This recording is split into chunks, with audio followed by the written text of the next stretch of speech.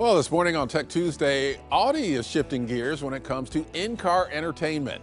The automaker is looking to add virtual reality inside of its vehicles. And speaking of upgrades, Apple is out with some cool new features for its operating software. Helping us download all the tech headlines and more is our tech expert, Greg Nibbler. He joins us live this morning. Hey, Greg.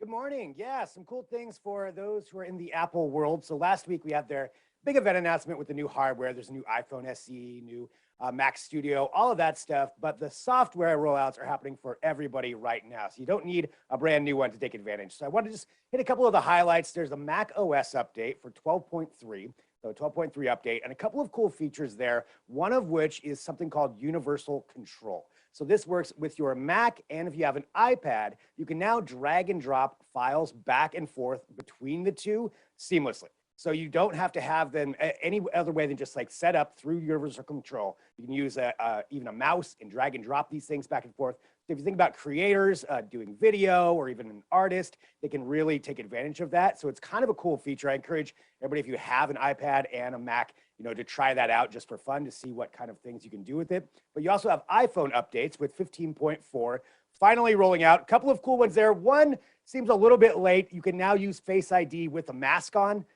2 years ago, I think that would have been a great feature, but it's available now anyway, depending on what goes on. You can have your mask on and still use Face ID, but you can also do something else now for merchants with point-of-purchase sales using your iPhone. So you can tap another iPhone and take Apple payments, but you can also now tap a credit card. So they enabled the NFC chip to be able to do that for point-of-purchase sales. So what we're getting used to, tap your credit card, you can now do that with an iPhone and take payment directly that way, making it a lot easier. So some really cool features rolling out. Definitely suggest everybody check that out if you have any of those devices and see if there's some bells and whistles you might want to use. Well, that payment thing, that's pretty cool. So you don't need one of those little like square card reader add-on blocks anymore. You can just use your phone. Exactly. Wow. Yeah, it makes it a lot easier. Yeah. So. Yeah, well, this is fascinating to me. Our next topic here, Audi introducing in-car virtual reality with technology from Holoride. And, I just hope that they don't take you to a virtual world while you're trying to drive the thing. Yeah, definitely that would be a concern. So Holoride, something that came out in 2019, and now it's finally going to be rolling out into Audis this June. So this is happening.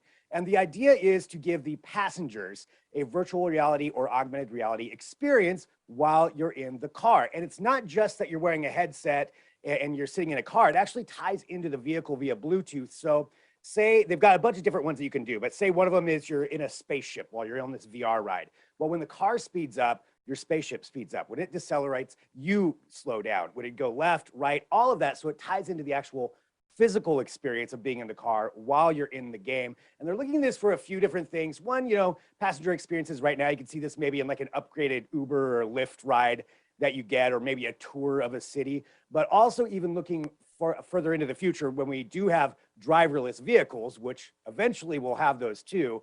This would be another way to experience it. But right now, June, for these, it's a whole line of Audis too. It's a bunch of them that are going to be enabled with the tech. And it's not just going to be Audis. They said that the tech can be used for other companies and other car manufacturers. So I would expect some other ones to tie it in.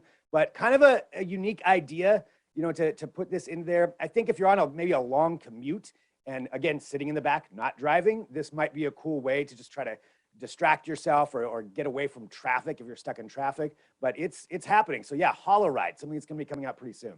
Yeah, as long as as long as the driver doesn't do Well, it, yeah. because you could, I guess you could, program in the obstructions. I mean, with the motion detector and everything, and the sensors. But I don't really need to be feeling like I'm in a spaceship when I'm driving an Audi. You got enough to concentrate on with the Audi. I don't know, as someone who gets a little queasy sometimes in the back seat of a car on longer rides, I worry that this is just asking for car-sick passengers, but I don't know.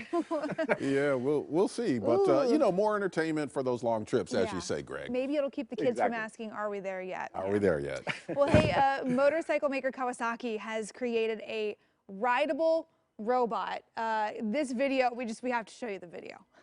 Yeah, it is. This is a weird one. It's one of those ones where I had to bring it up. So this is coming from Kawasaki of all companies. And it's very sci-fi, like kind of like a B-movie sci-fi is what this thing looks like that you would expect. but it is a rideable IBEX. So IBEX, kind of a goat kind of animal. But this is what they're looking for. So the idea behind this is there is some functionality here. The idea is that it can carry cargo or humans, and it can go across multiple kinds of terrain. So it's got the 4 wheels as it hops along on that, so we can get into rough terrain. But then when it gets onto like an actual flat surface, it goes on down to all 4 legs, and it's got wheels and can zip along. It can hold up to 220 pounds right now, which includes a possible human. If somebody wanted to ride it, there's demonstrations of that too. But it's just showing where they're going with the kind of tech. They said that the IBEX head part is optional, so you don't have to have the goat head on it.